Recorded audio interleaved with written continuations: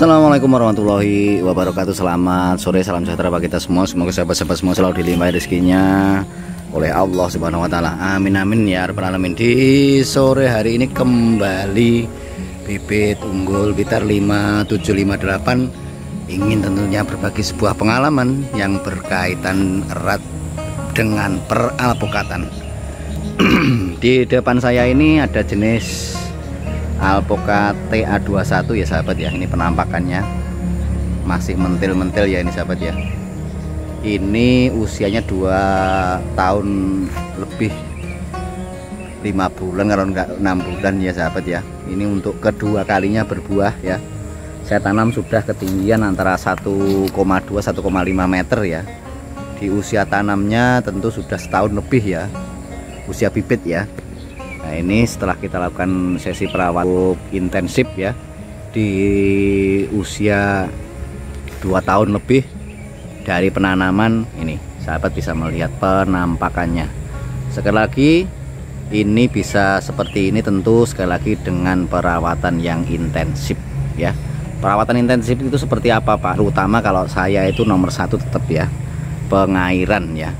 Sebagus apapun, sebanyak pupuk yang sahabat berikan, kalau tidak jalan, kalau pengairannya itu kurang, ya berat kalau menunjang tanaman bisa seperti ini ya. Jadi sekali lagi air bagi setiap makhluk adalah kebutuhan yang vital, kebutuhan yang mutlak, kebutuhan yang wajib ya. Karena sekali lagi air itu selain sumber kehidupan, dia juga pembawa nutrisi ya, baik itu pupuk maupun apapun ya yang berada di tanah tentunya ya. Nah sore hari ini saya juga ingin mengupas dari sebuah komentar ya. Komentarnya, nah ini saya tunjukkan. Komentarnya ini adalah, Mak, setelah panen tanaman saya stres berat, bagaimana penanggulangannya ya. Ini juga ada di depan saya ini untuk pertama kalinya di usia kurang dari 2 tahun. Jenisnya adalah SAP 034 ya. Ini sedang juga berbunga cukup lebat ya. Oh ini ya penampakan SAP 034 nya, mentil-mentilnya ya sahabat ya. Ini pertama kali buah perdana ya di usia kurang dari 2 tahun ya. Kembali ke pertanyaan pada komentar, cara mengatasi tanaman yang stres berat ya ketika sudah selesai dilakukan pemanenan. Dan itu biasa terjadi manakala pertama biasanya tanaman itu berbuah cukup lebat ya, kemudian biasanya kurang air maupun kurang nutrisi. Itu biasanya ya, pengalaman saya ya. Ini termasuk contoh ya, contoh tanaman yang satu ini karena kondisi pada waktu buahnya sangat lebat sekali. Sahabat bisa mencari videonya. Ini Red Vietnam ini ketika buahnya sangat lebat sekali. Saya sudah feeling pada saat itu. Tetapi ketika saya mau aplikasi pupuk ya telat ya, karena sudah buahnya besar-besar. Nah ini stres berat sekali, hampir setengah mati ya pohon ini ya. Kemudian tindakan apa yang harus kita lakukan? Pertama tetap ya saya menambahkan pupuk yang berbasis NPK ya, yang tentunya N-nya harus tinggi ya, untuk menunjang recovery dari tanaman itu sendiri. Kemudian yang saya lakukan selanjutnya adalah saya pangkas ya cabang-cabangnya ini ya. Saya pangkas, misalkan ini nanti habis buah ya pun akan tetap saya pangkas ya, tetapi tidak se ekstrim ini. Kalau ini pemangkasannya ekstrim ya, karena pohonnya benar-benar sudah mau sekarat ya pada waktu itu ya. Karena ini pengalaman saya sendiri, maka saya sampaikan pada sore hari ini. Setelah kita memberikan pupuk yang N tinggi, apapun itu bisa dipakai, bisa NPK 16, bisa Ponska ya, yang penting yang berbasis N ya. Kemudian 1 minggu setelah dilakukan pupuk, lakukan pemangkasan ya, lakukan pemangkasan yang cukup ekstrim seperti ini. Jadi dipotong hingga agak pendek. Itu tujuannya adalah tiada lain kecuali menyelamatkan tanaman itu sendiri ya. Kalau tanpa pelakuan seperti ini berat ya sahabat, biasanya itu bisa labas ya, bisa terus bablas terus mati.